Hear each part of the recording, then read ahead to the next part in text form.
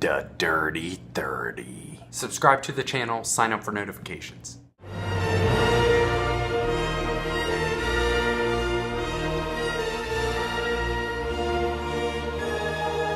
What up? What's up, guys? It's Bishop here with an exciting weekend. Now, how I'm gonna do my vlog is I'm gonna combine Saturday and Sunday together. Gives me a little break. Yesterday, Saturday, June 30th, I woke up early with my son, fed him, which was a great time, watched cartoons with him, which is also a good time, and just spend time with him. I love just spending time with him.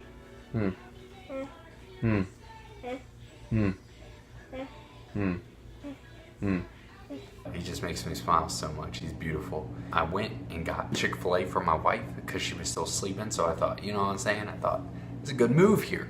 Got her Chick-fil-A, and naturally I had to drive by a Skyline Chili, so I got myself some 2 cheese conies with some habanero cheese, and boy, I tell you, at 9:43 in the morning, not a better way to start the day. Get home, she eats, I eat, then immediately I hit the yard.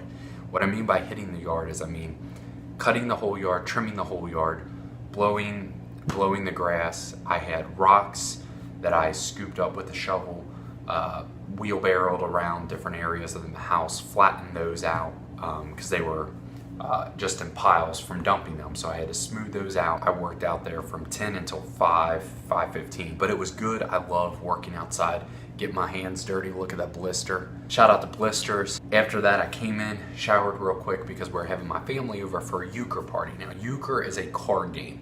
Play with a partner, however, tournament style, you're always switching partners and you're worried about getting certain points, and it's hard to describe if you don't know the game of Euchre. I'm not going to describe it to you right now, but it's a very fun game. You play with family, friends, tournament style, $5 entry fee, a quarter every time someone makes a mistake, known as a Euchre. And so it was fun. My family does this almost every year. We've been doing it the past couple years, and I actually won the past 2 years. Was I gonna three-peat? A lot of people were asking, was he gonna three-peat his 30th birthday? My wife got a cake for me, which was amazing. I didn't, no, I didn't. My dad and my uncle won, which I was super happy for them, so they split that 70-30. And then my cousin, my mom, won the quarter money, which was a good time. So just so happy for them, happy for my family. I kid you not, I have the best family in the world, and I know I'm biased, but I could not ask for a better family. Always supportive, always loving, beautiful people. When I'm around them, like, my soul rejoices. Like, I'm so happy. And I don't even have to talk to them. I could just be around them and I'm just happy. Party was good. I got a few gifts for my 30th, which was just amazing. And it was just fun. It was a great night. However, the night didn't end until 2 a.m. Aunt and uncle stayed until 2. We talked, had a good time. Then today, tried to sleep in. I didn't sleep good because I've had this cold, so I've been coughing, and as you can hear, it's a little rustic in my voice. And by the way, yesterday I completely crushed a bunch of food, like just destroyed food, desserts, cheese dip, you name it. Drank a bunch of Diet Mountain Dew, was phenomenal because I was going to start 7-1, which is today. I woke up though, I was just feeling a little sick, and I thought, you know what? Best thing for me right now is a Coke Zero. My wife and I, we went out took her to Keystone, had some brunch, like a biscuit gravy train or something. Threw down 4 Coke Zeros at the restaurant. Even though I was going to start today 7-1, I said, who starts on a Sunday?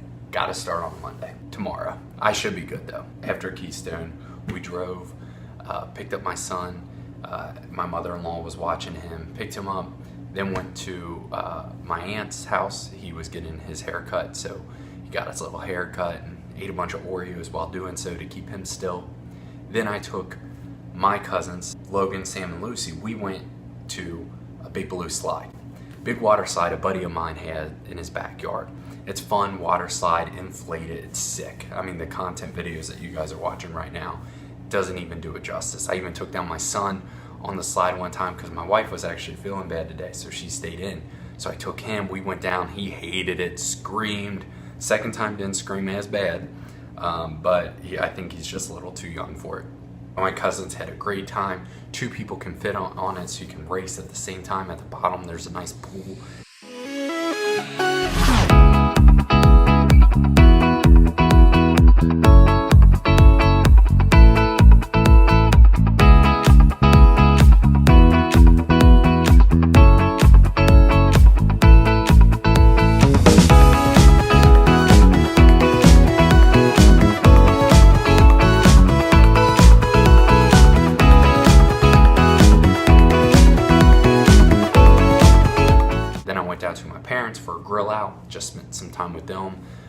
parents, my buddy Mike came, my brother, his girlfriend, and we just had fun. I mean, we just talked about the Euchre Party, talked about future plans, talked about work, talked about life. Loved being around my parents and my family. Then after that, stopped at Dairy Queen. Nah, I mean, chomp, chomp, chomp, chomp. Came home, gave that to my wife, hopped in the hot tub for a minute, and I'm going to bed after we watched the Big Brother eviction show. One of the most special things happened. I've been really emotional. I was emotional with my family. I'm an emotional guy. A neighbor of mine made this for me.